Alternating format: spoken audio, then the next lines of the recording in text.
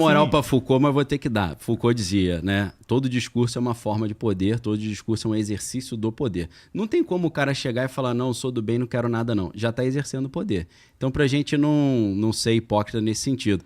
Até o pessoal falava, né, do Diógenes, o cínico, eles falavam, você vê a arrogância dele pelos furos da roupa dele. Ele se dizia humilde, mas era uma roupa toda rasgada e furada, morava num barril. Só que os caras falavam, isso aí é uma vaidade dele, ele quer aparecer dizendo que é melhor. Então a gente tem que ter muito cuidado com esse discurso, eu sou do bem, o outro é do mal, quem não tá comigo é do mal, quem tá com o outro quem tá comigo é do bem, quem tá com o outro é do mal. Você fala, peraí, você disse que não tem bem e mal, você tá falando que o outro é do mal? Como é que é isso? Decide se tem ou não tem, pô. Se você não tem uma base de valores universais, que é o que na tradição, até esse livro do C.S. Lewis, a conclusão dele é sobre a lei natural.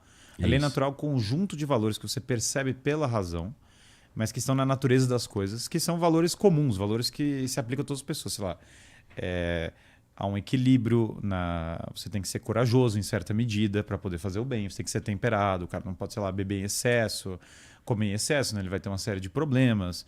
A sabedoria é importante. Então, isso são valores universais. Quando você tira valores universais, você volta para a briga de grupos de interesse. Não tem como, porque o que une as pessoas são valores comuns. Você não tem nenhum valor em comum aqui com o Daniel, a gente só vai brigar o tempo todo e cada um vai puxar a sardinha para o seu lado. Sim. Aí vira briga de torcida e não uma busca pela verdade. Aí que é o problema. Para ter uma busca pela verdade, para nós podermos cooperar... Aí deu uma moral pro projeto dele aí, não sei se vocês perceberam.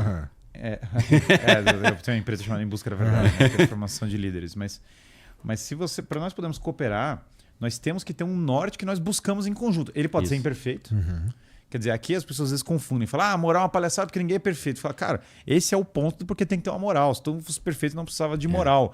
É um alvo, você né? Tem que ter um guia, você tem que ter um paradigma, como para usar um termo platônico aqui, um paradigma para você converter sua vida em direções para sair da caverna. Hoje, o que nós estamos vendo é muitas pessoas estão felizes em estar na caverna. O cara está lá consumindo produto, ele está lá inerte, recebendo propaganda de toda a natureza, recebendo ideologia, não sei o quê. O cara segue aquilo sem raciocinar.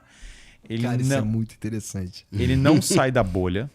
Aí chega, É a apatia. O cara tá apático. Aí chega Aí a gente chega aqui e fala assim, cara, vai lá, vai fazer jiu-jitsu, melhora sua dieta, começa a amar o próximo, vai trabalhar, vai empreender, vai fazer sei lá o quê.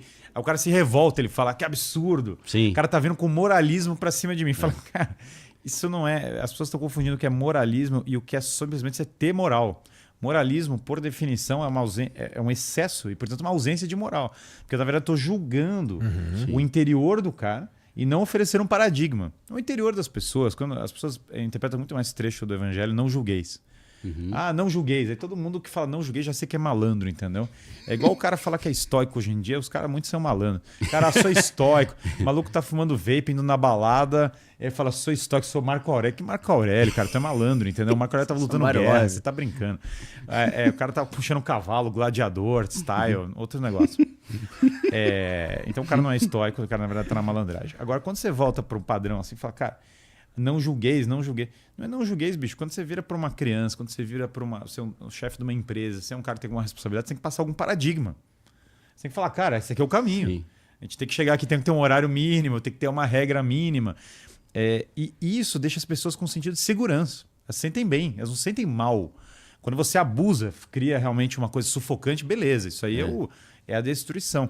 Mas o norte moral ele é fundamental para uma sociedade. Quando você tira o norte moral, para fazer referência ao Jordan Peterson, você perde o sentido. E sem sentido você começa a ter um sentimento de desespero. Aí vem o paradigma do caos em vez da ordem, né? Por isso que ele vai falar tanto de ordem e tal. Porque sem ordem não tem vida em sociedade, pô. É a regra, né? São as regras. É igual um condomínio, pô. Mas um condomínio, o cara com pancadão a madrugada inteira. Ninguém dorme. Como é que você vai trabalhar no dia seguinte? Tem que combinar, irmão. Pancadão até 10 horas, pode ser? Senão eu vou começar a botar meu corinho gospel aqui também de madrugada na vigília, tu não vai gostar. Não vai, porque o síndico, que é o Estado, não vai podar os dois. Vai podar, entendeu? A ética é isso. A ética vem de ethos, que é costume ou moradia, morar, né? Se você mora com outras pessoas, você tem que ter regra do bom convívio. Senão a sociedade não se perpetua, ela é destruída, né? Sim. É isso que a gente está tentando ressaltar. E quando você fala da política, você tem que entender também o Estado, qual a finalidade da política. Porque todo mundo...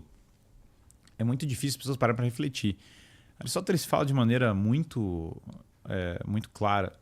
A política tem uma finalidade imediata e uma última. A finalidade imediata é a sobrevivência das pessoas. Segurança, Sim. que já não está sendo claramente muito complicado. um dos elementos que o Rio dos anos 30 tinha melhor do que o atual. Que ele meio que resolveu, olha que curioso, é solúvel. É uma coisa que dá. Existem soluções no mundo. Vejam, Nova York resolveu nos anos 90, curiosamente Sim. dá para resolver a segurança. Segurança, alimentação das pessoas, porque de fato se a pessoa tem esse ponto que você falou, poxa, mas tem gente que padece problemas, a pessoa está com fome, vai pensar em moralidade. Pensar em moralidade. Faz parte da... Primeiro que assim, na verdade, em muitos aspectos, o que afasta as pessoas da moral, na verdade, é a abundância, muitas vezes. E, na verdade, muitas vezes o sofrimento vai aproximando as pessoas da moral. Então, também na Bíblia não é acontece tão muito isso, né? Você vê Flávio Josefo, na história dos Hebreus, que ele interpreta a Bíblia, ele vai falar, o povo estava lá no Egito como escravo, passando dobrado, e aí eles saem do Egito rico pra caramba, porque os egípcios entregaram para eles toda a riqueza, e aí eles esqueceram de Deus, começaram a viver a vida desregrada. Daqui a pouco, o inimigo falou, esses caras estão só na night aí, eles estão fraquinhos, vamos atacar agora, ataca, destrói.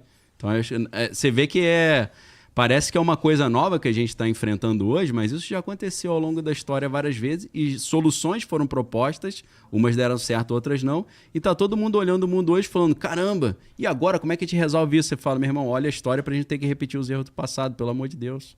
Pelo menos isso. Então, claro, você tem que resolver muitas coisas econômicas, é um tema de melhorar a economia, que é fundamental, tem várias coisas que poderiam melhorar a economia, pensa no Brasil. Uma carga tributária menor, se o Brasil tivesse, sei lá, um carro nacional, ao invés de comprar todos os carros chineses, pega os engenheiros do ITA, entendeu? Que tem um QI de 150 pontos. O Brasil tá cheio de cearense com QI de 150 pontos, que faz avião, faz qualquer coisa. Sim. Cara, faz um carro funcional no Brasil que seja uma alternativa ao carro que a gente está importando da China e vamos fazer os negócios. Sim. Estrada de ferro, cara, tem tantas coisas. No caso do Brasil... E a gente perde os cérebros, né? Os gênios vão tudo para fora, né? Sim, isso é a destruição da sociedade, né? Você fica só com o cidadão médio ali. Se você pegar a Constituição original do Brasil, as ordenações manuelinas, do 1500, o Brasil é uma monarquia municipalista com 20% de imposto fixo. Cara, o Brasil seria um paraíso fiscal hoje, seria desburocratizado ao extremo. Morreu por isso, né? E tem e basicamente teria governo totalmente central local, que é um negócio descentralizado, né? E a gente acabou com esse modelo que era a nossa Constituição original. A gente fala, os Estados Unidos tem a Constituição mais antiga que a gente não tem, que a gente não conhece a nossa própria história, a gente não sabe o que aconteceu antes. E era uma época que o Brasil era mais rico que os Estados Unidos. Lembrando que o Brasil foi no século XVII mais rico que os Estados Unidos, depois foi acompanhando os Estados Unidos no XVIII e aí descolou no XIX, especialmente na segunda metade, quando os Estados Unidos industrializou, Gilded Age, os Estados Unidos zerou o imposto, só tarifa para financiar qualquer coisa e inflação mínima. E aí, cara, a economia americana estourou nesse período e a gente ficou para trás. A gente derrubou o Dom Pedro II, botou Barão de Mauá, ficou de lado, Dom Pedro II foi derrubado, café com leite a gente desandou. Mas então o Estado, é claro que ele tem que resolver problemas econômicos, ou não só o Estado, mas falando da comunidade política como um todo, né? Resolver problemas econômicos, não pode deixar